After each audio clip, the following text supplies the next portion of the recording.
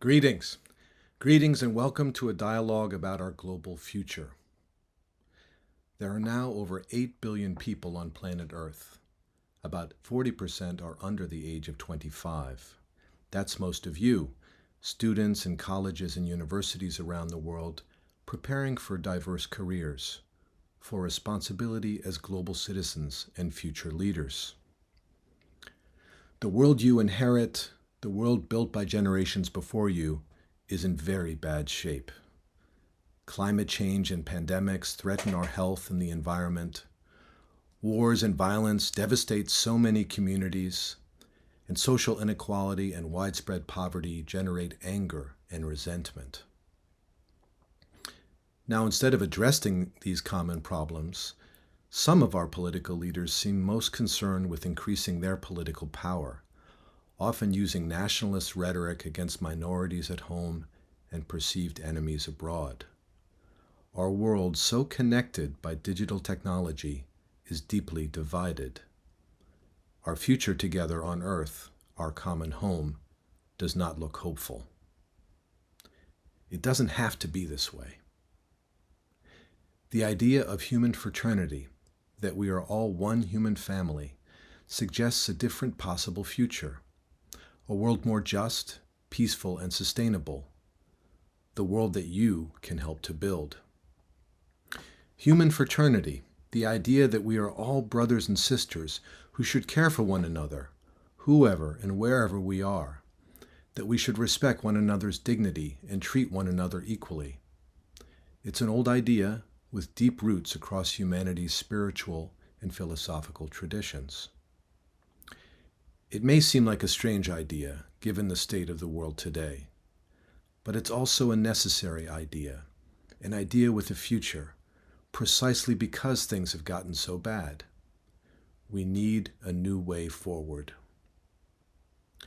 In this video and in your dialogues with one another across the globe, we're going to explore the idea of human fraternity, what it means, why it's important, and where it might lead. We're going to do so with the help of two people from an older generation, men who embody religious traditions going back hundreds, even thousands of years. Pope Francis, a leader within the global Christian community of about 2.3 billion people, and Grand Imam Al-Tayeb, a leader within the global Muslim community of about 1.7 billion people.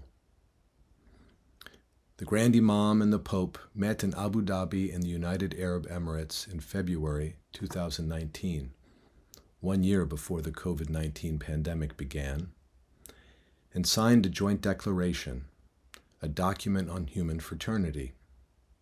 It's a pretty short document. It doesn't take long to read, and it's an inspiring document, a passionate plea for the idea of human fraternity and its importance for our world. Let's take up the document on human fraternity as a starting point for dialogue about how you, as global citizens, can help to build a more hopeful global future. We're going to proceed by taking up 4 topics and then sharing an invitation to dialogue among you, students around the world, around the common challenges we face. First, we'll look at how the Pope and the Grand Imam approach human fraternity. As religious leaders, yes, but also as concerned citizens reaching out to everyone, religious or not. Second, we'll sketch how they see the world and its problems, the particular problems that have focused on human fraternity and solidarity, on what binds us together as a human family can help to address. Third, we'll explore what they evaluate to be the root cause of those problems. They see our divisions not just as political, but also as having a deeper cultural and spiritual dimension. And fourth, we'll address where they think we should go from here, their call to action. Across all 4 topics, their approach and how they challenge us to see, evaluate, and act, we will not be looking to the Grand Imam and the Pope for objective truths which we should follow. No, that's not the spirit of the document.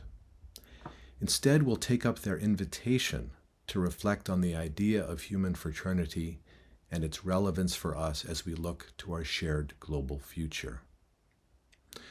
The goal here is to encourage your reflection, your dialogue, your encounter with one another as young people from diverse backgrounds, as global citizens, and as future leaders. Your perspectives on human fraternity and why it matters, that is what is most critical here.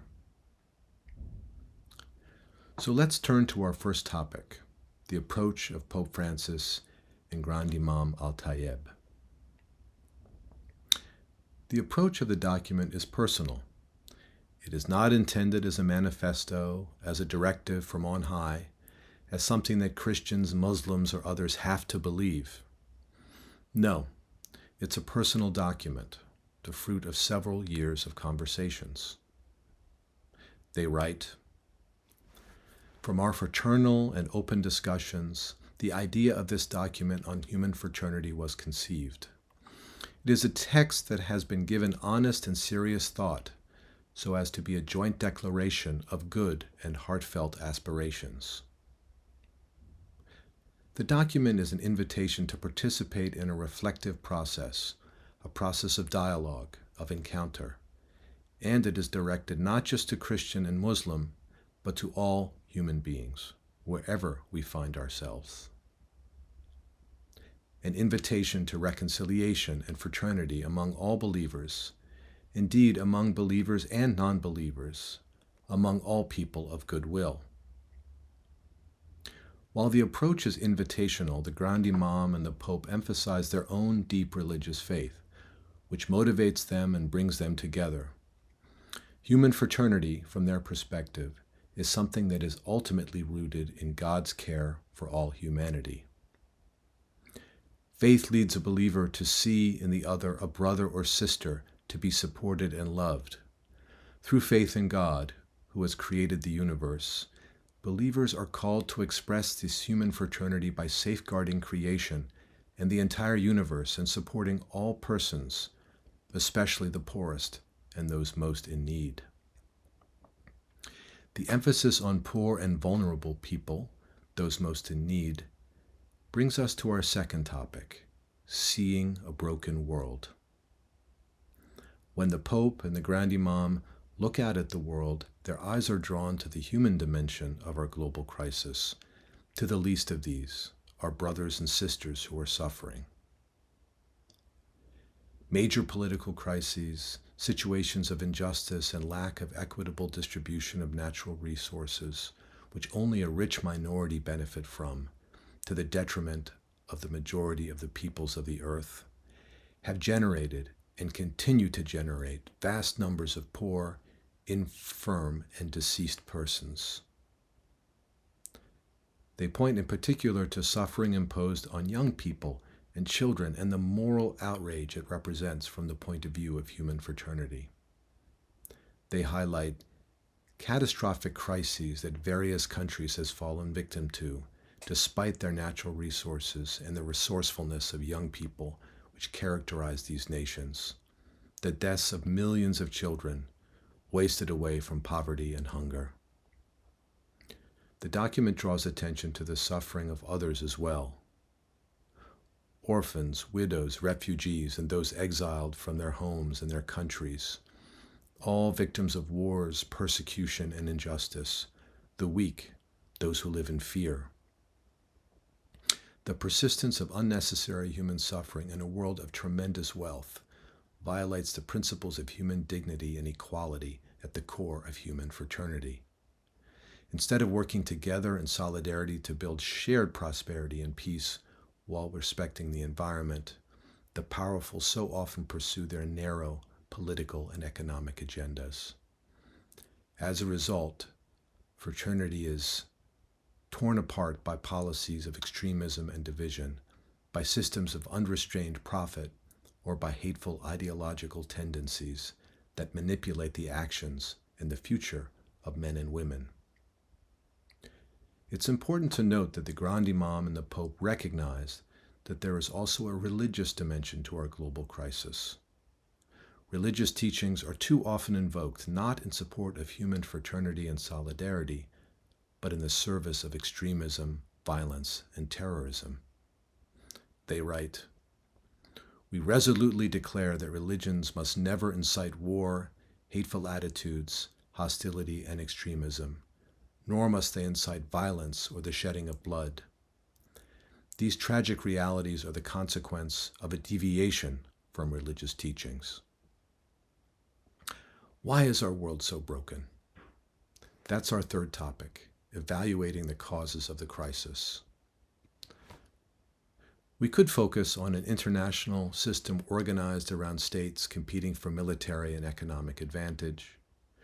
We might highlight unjust economic and financial structures, or we could emphasize the impact of ideologies such as nationalism and racism that divide us from one another and blind us to what we have in common as human beings with equal rights and dignity. The Pope and the Grand Imam mention these critical issues in the text and in their other writings. But one of the most interesting and unusual aspects of the document is its attention to deeper causes of the crisis, cultural and even spiritual causes. If we want to understand why our world does not reflect the value of human fraternity, we should look within ourselves. As they put it, among the most important causes of the crises of the modern world is a desensitized human conscience. That is worth repeating. Among the most important causes of the crises of the modern world is a desensitized human conscience. What are they getting at here? There's a sense in which our problems as a global community, the violence, the inequality, the injustice, the destruction of nature, grow out of our basic attitudes, the attitudes of our leaders, but also our attitudes as citizens. We don't care the way we should. We're too focused on ourselves, our own wants, our own needs. From the perspective of the Grand Imam and the Pope, the fundamental problem is a distancing from religious values and a prevailing individualism accompanied by materialistic philosophies that deify the human person and introduce worldly and material values in place of supreme and transcendental principles. Non-religious people, too, might recognize the problems posed by a moral deterioration that influences international action and a weakening of spiritual values and responsibility, as well as a general feeling of frustration, isolation, and desperation across our societies. What we need from this perspective is not just a reform of many of our political and economic systems and ideologies. That's critically important, but not enough. We also need a new way of thinking infused by the idea of human fraternity, to see one another as brothers and sisters, to listen to and learn from one another, to come out of ourselves and our isolation, to care for each other at community, national, and global levels. Through moral and spiritual regeneration, the Pope and the Grand Imam suggest, we can confront tendencies that are individualistic, selfish, conflicting, and also address radicalism and blind extremism in all its forms and expressions. So where do we go from here? How do we move from seeing a broken world to evaluating the causes of the crisis and moving to action? How can we, as global citizens, shape a better future? This brings us to our fourth topic, acting to build a culture of encounter and solidarity. In the document, the Grand Imam and the Pope call upon the leaders of the world, as well as the architects of international policy and world economy, to work strenuously to spread the culture of tolerance and of living together in peace, to bring an end to wars, conflicts, environmental decay, and the moral and cultural decline. The document also sets out some concrete policy recommendations, including full citizenship for all minorities, advancing the cause of women's equality, the protection of the rights of children, the elderly, and the disabled, and guarantees of religious freedom. The document also addresses an appeal to cultural figures. We call upon intellectuals, philosophers, religious figures, artists, media professionals, and men and women of culture in every part of the world to rediscover the values of peace, justice, goodness, beauty, human fraternity, and coexistence. Did you catch that reference to men and women of culture in every part of the world? That means you too. As students, you are people with education, people of culture. Don't forget that. For the Pope and the Grand Imam, the call to fraternity is not a call to uniformity. We are called to recognize our fundamental unity as human beings, to reflect and act on our obligations to one another, but not to become identical to one another. Diversity is a positive value to be nurtured and celebrated. In this connection, the document draws on an idea powerfully expressed in the Quran, that the pluralism and the diversity of religions, color, sex, race, and language are willed by God in His wisdom, through which He created human beings. Pope Francis refers to this vital pluralism as a culture of encounter, a space within which people from diverse backgrounds can engage, not denying their own identities, but listening to and learning from others, practicing solidarity, and advancing projects for the common good. So where do you fit in? Is such a call to action relevant to you and your lives? As you move into your diverse careers, you'll have the opportunity to support yourselves and your families, but also to contribute to wider society, local, national, and global. Whether you go into business, government, law, medicine, education, or other fields, you'll address the causes and consequences of challenges common to all humanity, from the environment and global health to economic, social, and cultural development, war, and peace. The idea and practice of human fraternity, that we are brothers and sisters with rights, but also with obligations to one another, is part of a global mindset that can shape your impact as global citizens.